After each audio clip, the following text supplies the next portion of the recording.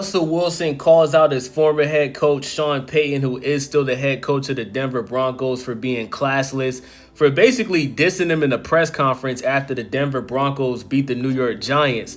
So let me read y'all this article from ESPN. It says Denver Broncos coach Sean Payton said he was hoping to face former quarterback Russell Wilson when his team played the New York Giants this past Sunday. Payton got rookie Jackson Dart instead. That caught Wilson's attention. He says, classless but not surprised, didn't realize you're still bounty hunting 15 years later through the media.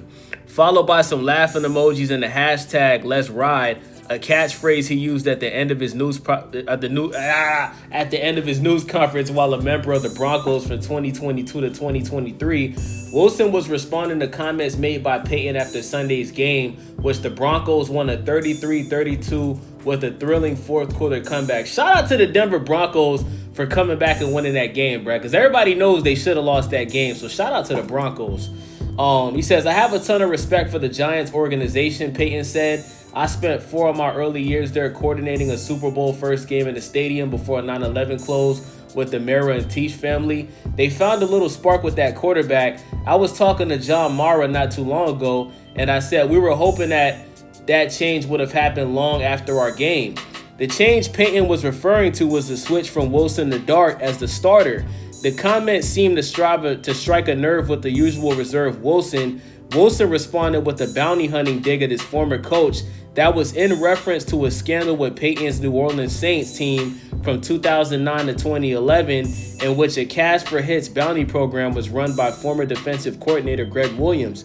Payton was suspended for the entire 2012 season without pay as a result.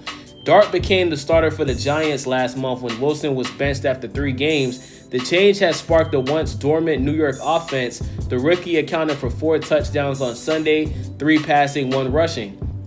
The game in Denver was a homecoming of sort for Wilson, who was the backup for the Giants. He spent time before the game signing jerseys, memorabilia on the field for Broncos and Giants fans alike.